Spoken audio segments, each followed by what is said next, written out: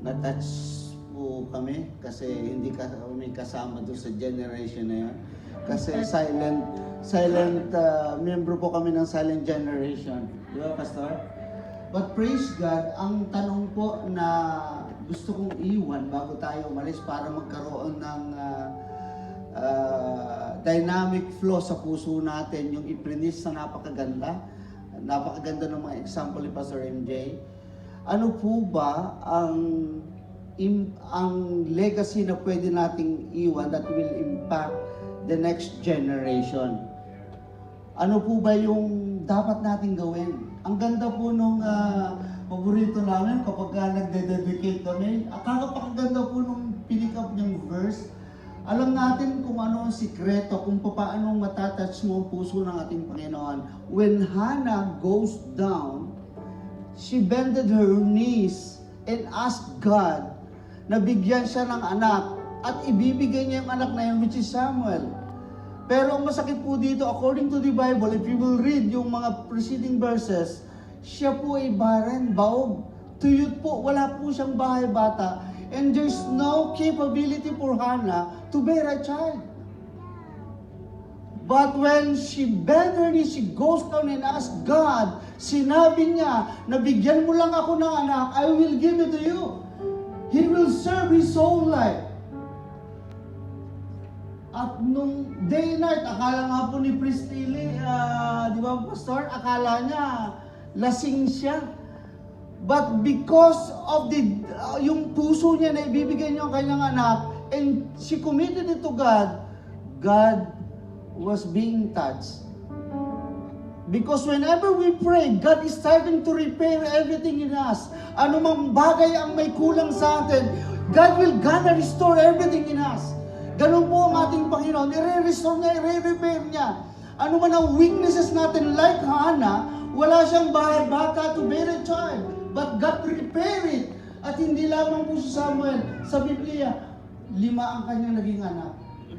But because of Samuel, look at Samuel, siya ang anointed prophet ng Israel, siya ang nag-anoint kay Haring David, the great leader of Israel. So ganun po ang impact na ginawa niya. Why? Because she bended her knees. She prayed according to Pastor MJ.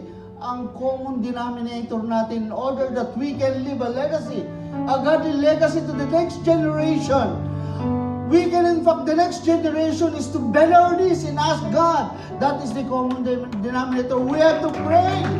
Ask God to intervene in our behalf so that we can impact the next generation, our family, our children. You cannot tell your child na kayo maging isang Kristiyano. Sundan mo ang ginagawa ko, sumunod ka sa Diyos. No, it's not. By the template of what you are doing, God or your children or the people around you will follow such template dahil iniluhod mo sa ating Panginoon. It's only God who can touch them. To follow. Amen po ba kayo? Praise God. So I hope na we will leave a legacy. Nakakaya mo kay Pastor MJ, puro pangalan ko amin ni Kuya Martin. Kasi 5 po ang anak ko. Ano po? At sa karir namin, na-impact din lahat yata yung anak ko dahil puro inhinyero po ang anak ko. So I pray na sana ma-impact namin sila in the next generation, yung godly wisdom na kinakailangan po ng mga bata and the next generation. So okay, let's pray po. Lord, we thank you so much na andito po kami. We are committed and we are giving our lives na ma-impact namin at mag-iwan kami ng isang godly legacy sa mga taong nakakahalubilo namin, to the workplaces, to the community where we belong, even sa simbahan ito, Panginoon.